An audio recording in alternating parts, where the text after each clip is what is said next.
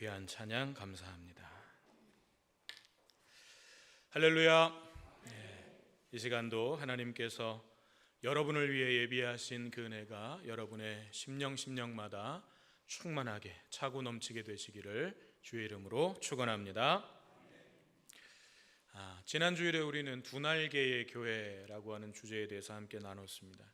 교회에 두 날개가 있어야 된다는 거죠. 하나는 이렇게 우리가 주일날 큰 그룹으로 모이는 주일 예배와 또 우리 소그룹으로 모이는 목장 예배, 이것이 교회의 두 날개예요. 교회가 정말 좀 생명력을 가지고 세상을 변화시켜가는 그런 능력을 갖추기 위해서는 이 두 개의 날개가 균형을 이루어야 되고 힘을 얻어야 되는 것입니다. 우리가 사도행전 2장에서 확인할 수 있었던 것처럼 초대교회 당시에 그렇게 복음이 생명력 있게 퍼져가고 구원의 역사가 뜨겁게 일어날 수 있었던 것도 초대교회가 이 두 날개를 가지고 있었기 때문입니다. 마음을 같이 해서 성전에 모이기를 힘썼고 또 뿐만 아니라 가정에서도 함께 모여서 교제하고 또 말씀을 나누고 기도하면서 초대교회 성도들의 삶이 변화되어 간 거죠. 삶의 목적과 방향이 바뀌고 그들의 가치관이 달라졌습니다. 그리고 그런 변화의 모습들이 세상 속에 신선한 충격을 주었고 또 충격을 넘어서 감동과 경외심마저 느끼게 된 거죠. 거기에 하나님께서 은혜와 구원의 역사를 부어주신 것입니다. 그런데 안타깝게도 교회의 역사가 흘러오면서 주일 예배와 목회자 중심의 그 한쪽 날개만 튼튼해지고 소그룹 예배와 평신도 사역이라고 하는 이 다른 날개가 힘을 잃어버렸습니다. 복음의 능력을 통해 삶의 변화를 경험하는 생명의 공동체가 아니라 형식과 모양만 남은 종교단체, 종교기관이 되어버린 교회들이 너무 많아졌다는 거죠. 그래서 이제 우리는 힘을 잃은 이 한쪽 날개를 다시 회복해야 되는데, 그러기 위해서는 우리 목장들이 그냥 단순히 교회 안에 있는 작은 조직, 기관이 아니라 하나의 교회로 서야 된다는 거죠. 그래서 목장 교회가 되어야 되는 거예요. 믿음 목장은 믿음 목장 교회인 거예요. 소망 목장은 소망 목장 교회인 거예요. 그렇게 교회가 되어서 예배, 교제, 전도, 양육, 봉사, 이런 성호 교회, 우리 큰 성호 교회가 행하는 모든 사역들이 그 안에서도 동일하게, 규모는 작을 수밖에 없겠지만 본질에 있어서는 동일한 내용으로 그 사역들이 그 안에서도 일어날 수 있어야 된다는 거죠. 그리고 그렇게 되기 위해서는 모든 목장마다 목회자가 있을 수가 없기 때문에 평신도 목양 사역자들이 세워져서 그들의 헌신과 섬김이 뒷받침이 되어야 하는 거죠. 이것이 우리 목장 교회들이 나가야 될, 비전을 품고 나가야 될 방향이에요. 그리고 그렇게 될 때 우리 성호 교회가 하나님의 그 구원의 역사 속에서 한 줄기를 감당하는 진정한 주님의 교회로 세워지게 되는 것입니다. 이 일에 저와 여러분 우리 모두가 한 마음이 될 수 있기를 간절히 바랍니다. 이제 오늘은 8번째 본질과 비본질의 조화에 대해서 함께 나누려고 합니다. 본질, 비본질, 뭔가 좀 거창하죠. 심오한 뜻이 있을 것 같기도 하고, 그런데 들어가 보면 내용은 그렇지 않아요. 본질과 비본질, 이 말을 오늘 본문 말씀의 표현을, 예수님의 표현을 빌리자면 새 포도주는 새 부대에 라는 말이라고 할 수 있어요. 흔히 사회에서도 새 술은 새 부대에 이렇게 많이 사용하기도 하죠. 그래서 어떤 분들은 이 단어, 이 어구가 우리나라 속담 아니면 서양 속담 중에 하나인 줄 알아요. 성경에서 예수님이 말씀하신 말씀이 아니고 그냥 흔히들 쓰다 보니까 그냥 어디 격언이나 속담인 줄 아는 분들 계시는데 예수님께서 말씀하신 말씀이에요. 새 포도주는 새 부대에. 이것이 본질과 비본질의 조화입니다. 더 단순하고 쉽게 말하면 본질과 비본질의 조화라는 것은 이런 거예요. 뜨거운 차가 있어요. 녹차든 커피든 뜨거운 차를 우리가 마시려면 어떤 컵을 준비해야 될까요? 그냥 손잡이도 없는 스테인리스 컵을 준비하면 제대로 그 뜨거운 차를 마실 수가 없을 거예요. 손잡이가 달렸든지 아니면 우리가 지난번에 새로 구입한 스테인레스지만 손이 닿는 부분에 진공층이 있어가지고 열이 바로 전달되지 않는 그런 컵을 준비를 해야 뜨거운 차를 담아서 마실 수가 있는 거죠. 이게 본질과 비본질의 조화라는 것입니다.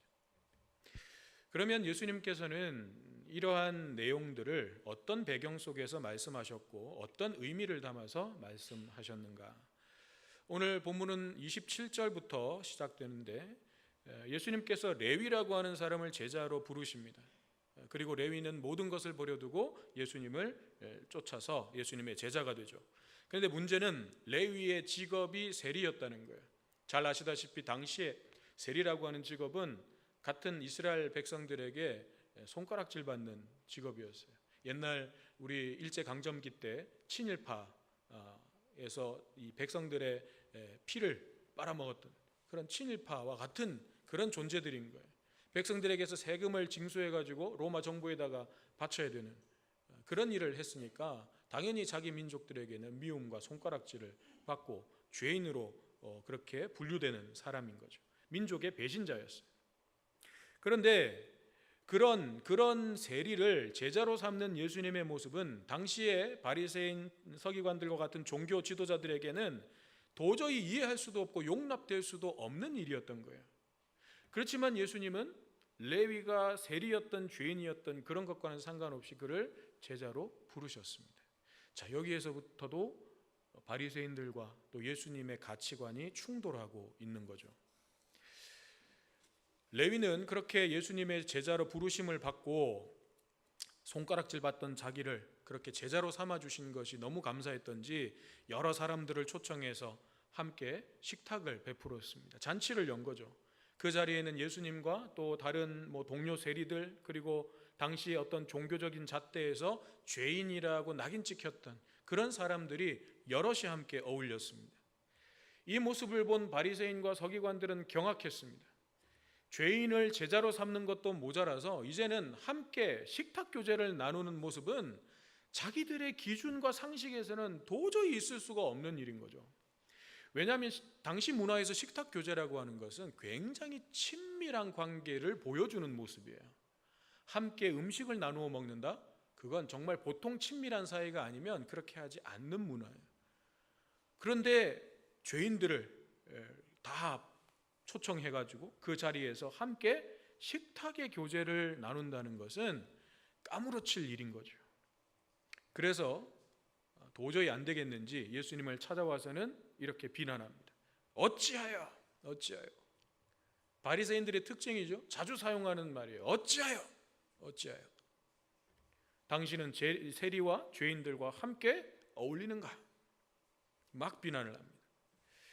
그러자 예수님께서는 이렇게 대답을 하시죠. 건강한 자에게는 의사가 필요 없고 병든 자에게 필요한 것처럼 나는 의인을 부르러 온 것이 아니라 죄인을 불러서 회개시키러 온 것이다. 이 말씀은 그냥 들으면 별 문제 없는 말처럼 보이지만 바리새인들의 입장에서는 굉장히 기분이 좀 찜찜해지는 말씀이에요. 예수님의 말씀은 이런 거죠. 너희들은 건강하고 의로운 사람 아니냐? 너희들은 깨끗하고 의로운 사람 아니냐? 그러니 너희들에게는 의사가 필요 없겠지만 병들어 있는 죄인들에게는 그 병을 고쳐줄 의사가 필요해서 내가 함께하고 있는 것인데 그 병을 치료해 주기 위해서 내가 함께하고 있는 것인데 뭐가 잘못됐냐라는 거죠. 예수님의 이 말씀을 들은 바리새인들의 표정이 어땠을까? 분명히 글자는 맞는 말이에요.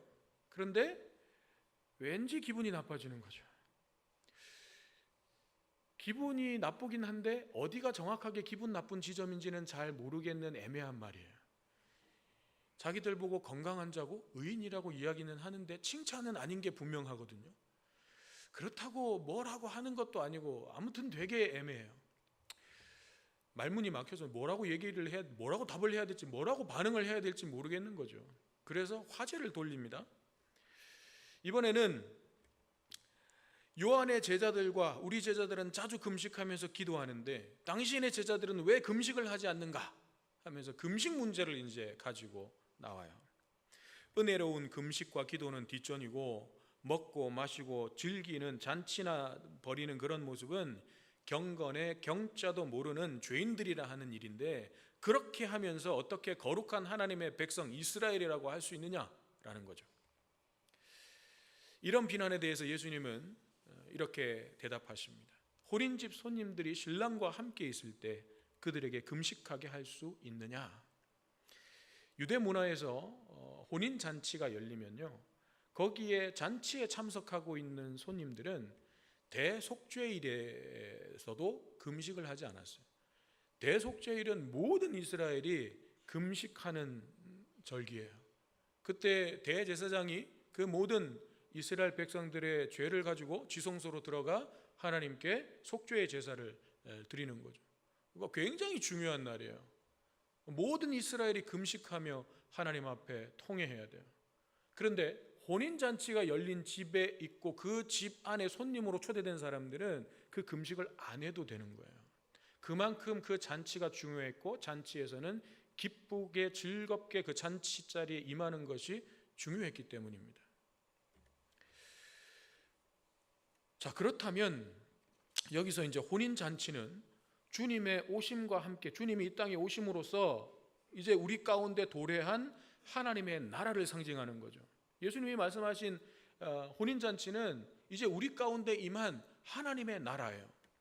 그리고 신랑은 누구겠어요? 메시아로 오신 예수님 자신을 말씀하고 있는 거죠. 그러므로 예수님과 함께하고 있는, 신랑과 함께 그 천국 잔치에 함께하고 있는 제자들은 슬퍼하고 금식할 이유가 없는 거예요. 오히려 그 잔치의 즐거움에 참여하고 잔치를 베푼 신랑과 함께 기뻐하고 즐거워하는 것이 그 잔치의 참된 의미를 바르게 깨닫는 것이고, 그 잔치를 바르게 살려내는 거죠. 금식하고 기도하는 것이 잘못됐다는 것이 아닙니다. 그런 뜻으로 말씀하신 게 아니에요. 금식하면 안 된다는 말씀이 아니에요. 예수님을 통해서 하나님의 나라가 이제 이미 우리 안에 임했고, 그 천국의 잔치가 시작되었으며, 또 그 잔치라고 하는 것은 예수님을 주님으로 구주로 영접하여 믿는 모든 사람들이 죄사함을 받고 주님과 함께 그렇게 식탁의 교제에 함께 참여해서 기뻐하고 즐거워하는 잔치이기 때문에, 그것이 이 천국 잔치의 본질이기 때문에 함께 기뻐하고 즐거워하라는 거예요. 그렇지만 바리새인들은 자기들이 그 천국 잔치의 회방꾼, 방해꾼 노릇을 하고 있는 것을 깨닫지 못했습니다. 여러분, 잔치가 열리고 있는데, 혼인 잔치가 열리고 있는데, 결혼식장에 누가 상복을 입고 와가지고 통곡을 하고 곡을 해요. 그럼 그 잔치 깨겠다는 거 아니에요? 그 결혼식 망치겠다고 작정한 거 아니에요? 바리새인들이 그 행태를 보이고 있다는 거예요. 하나님의 천국 잔치가 임했고 그 잔치에 참여하여 주님과 함께 기쁘고 즐거워야 되는데, 거기에 와서 왜 통곡을 안 하냐고, 왜 울지 않느냐고, 왜 금식하고 슬퍼하지 않느냐고 하니까 이건 잔치를 깨자는 게 아니냐라는 거죠. 그래서 주님은 이 금식 논쟁에 이어서 곧바로 새 천 조각과 낡은 옷, 그리고 새 포도주와 낡은 가죽 부대의 비유를 말씀하시는 거예요. 바리새인들이 정말 목숨처럼 지켜왔던 유대교적인 전통과 사고방식, 그들의 질서, 그들의 문화, 이런 것들이 이제는 낡은 천이 되었고 낡은 가죽 부대가 되어버려가지고 예수 그리스도를 통해서 열어주신 새로운 은혜를, 그 은혜의 기쁨과 감격을 그걸로는 담아낼 수가 없는 거죠. 그들이 그렇게 중요하게 생각하는 금식하는 것, 그 금식이라는 것도 무엇을 위해서 금식하는 거예요? 하나님께서 내게 주신 그 은혜를 내가 경험하지 못하고 누리지 못하는 것, 그것을 가로막는 모든 것에 대해서 하나님 앞에 회개하고 거기로 나아가기 위함인 거죠. 그 천국 잔치의 본질을 맛보기 위해서 금식도 하는 거죠. 그게 금식의 본질인 거죠. 그런데 바리새인과 서기관들, 종교 지도자들은 그런 것들은 생각하지 않고 금식하는 것, 그것만이 남아버린 거죠. 새 옷을 찢어서 낡은 옷에 덧대는 것은 새 옷도 못 쓰게 만들 뿐만 아니라 그 낡은 옷에 새 천 조각이 어울리지도 않아서 누구도 그렇게 하지 않는다는 거예요.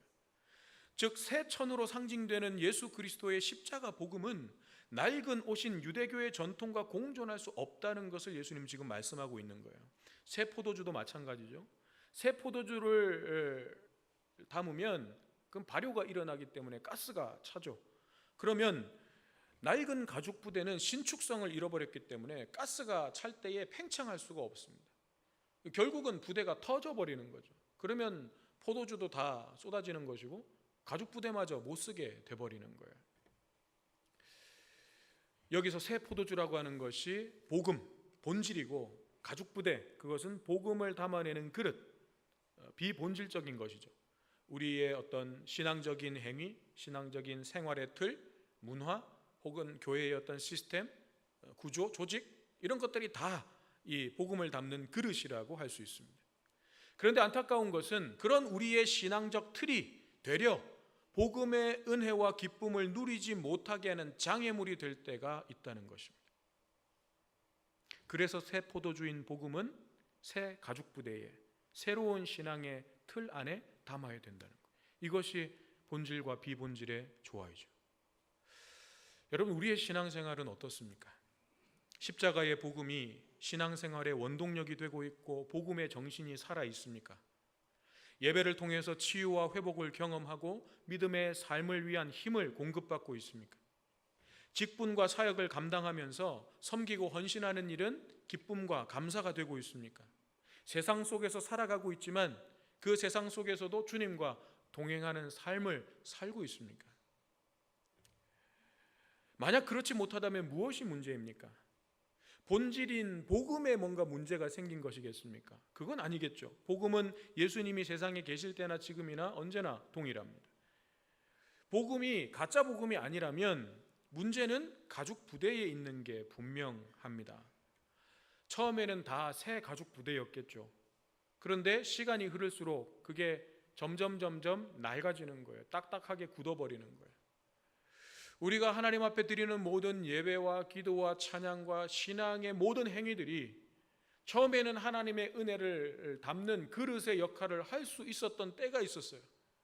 그런데 항상 그것에만 머물러 있으니까, 항상 그 익숙한 것에만 머물러 있다 보면 이게 딱딱해지고 굳어버려서 낡은 가죽 부대가 되는 거죠. 하나님께서 부어주시는 은혜는 날마다 새로운 은혜예요. 주님께서 우리에게 주시는 은혜는 우리를 날마다 새롭게 하는 은혜예요. 생명력이 있다고요. 근데 그게 낡은 가죽 부대 안에 들어오니까 이게 감당이 안 되는 거예요. 그래서 언젠가부터는 신앙생활이 기쁨과 감격이 아니라 짐이 되는 거죠. 부담스러운 일이 되는 거죠. 주님의 일을 감당하는 것들이 이제는 버거운 일이 되는 것이고 귀찮은 일이 되는 것입니다. 우리 성호교회가 정말 하나님의 그 은혜의 새 역사를 써내려가기 위해서는 새 포도주인 복음이 계속해서 부어져야 됩니다. 그리고 생명의 복음이 정말 부글부글 끓어오르면서 새 생명의 역사가 계속해서 일어나도록 우리가 새 가죽 부대가 되어야 합니다.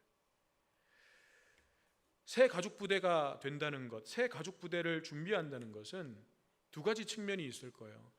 표면적인 것들, 그것은 예를 들면 우리 교회의 어떤 예배가 정말 하나님의 은혜를 더 깊이 경험할 수 있도록, 더 역동적이고 은혜가 넘치는 예배를 드릴 수 있도록 예배의 형식과 이런 것들을 새롭게 바꿔가는 것들, 또 교회의 행정 조직을 개편하는 일들, 사역을 재정비하고 또 신앙의 양육을 위한 그런 훈련의 과정들을 교회 안에 만들어가는 것, 이런 것들이 다 새 가죽 부대를 준비하는 일들일 것입니다.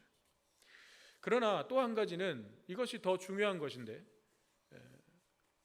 우리가 먼저 준비해야 될 가죽 부대는 내면적인 차원, 즉 나 자신이 새 가죽 부대가 되어야 한다는 것입니다. 아무리 교회의 시스템과 구조가 새로운 것들로 세워진다고 해도 그 안에 참여하는 내가 새 가죽 부대가 되지 못하면 그건 아무 의미가 없는 거예요. 새 것을 경험하기 위해서는, 새 은혜를 누리기 위해서는 나 자신이 먼저 새 가죽 부대가 되어야 하는 거죠.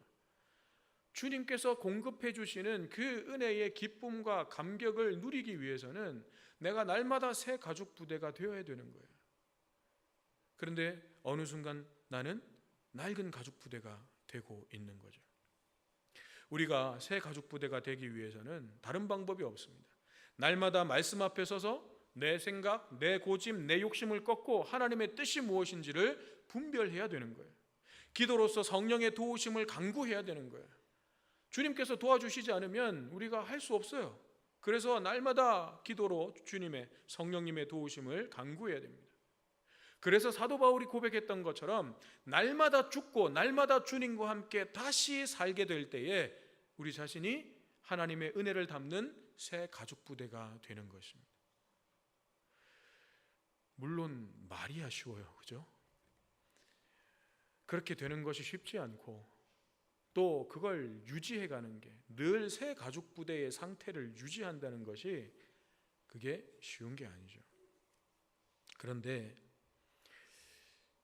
가만히 생각해 보면요, 이런 부정적인 생각들, 뭔가 지금의 내 어떤 삶의 혹은 신앙의 모습 속에서 한 걸음 더 나아가는 것, 조금 더 높은 곳으로 올라서는 것, 그건 그냥 안 되는 거야.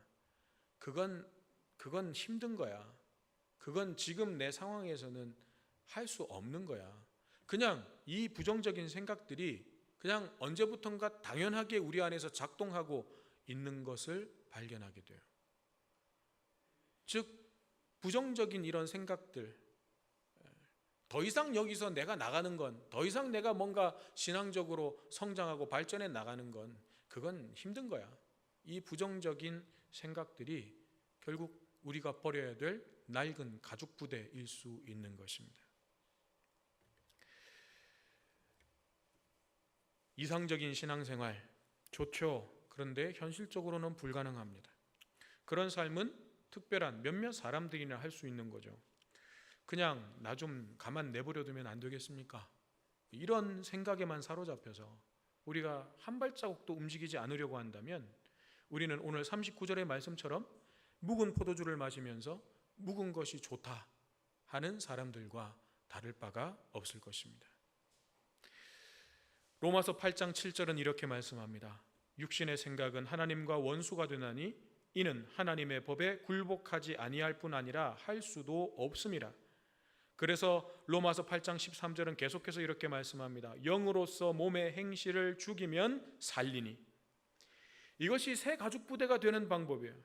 말씀과 기도로 성령의 충만함을 받고 육신의 생각, 몸의 행실을 죽이고 하나님의 법에 굴복하게 될 때, 우리가 하나님의 법에 온전히 순종하고 복종하게 될 때 우리는 새 가죽 부대가 되고 새 포도주가 부어지는 은혜를 경험하게 되는 거죠.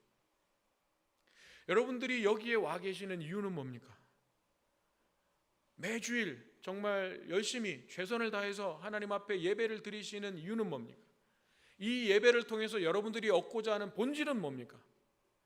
하나님께서 주시는 은혜를, 기쁨을, 그것을 우리가 체험받고 또 세상에 나아가서 믿음의 삶을 살아갈 수 있는 힘을 공급받기 위함 아니에요?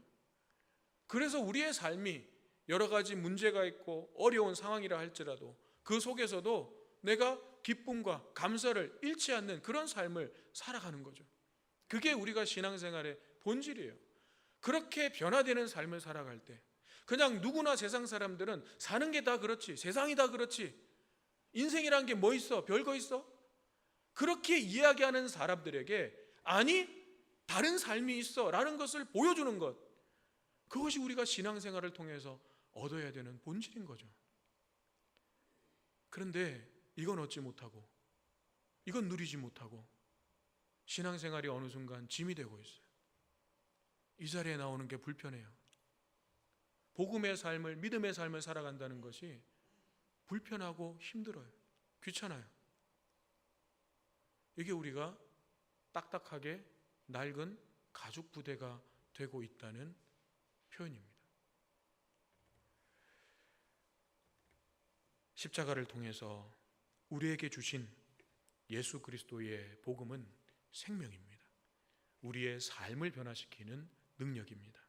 그 복음으로 인해서 날마다 날마다 새로운 기쁨의 은혜, 주님께서 부어주시는 그 포도주를 맛보고 누리는 저와 여러분, 우리 모두가 되시기를 주님의 이름으로 축원합니다.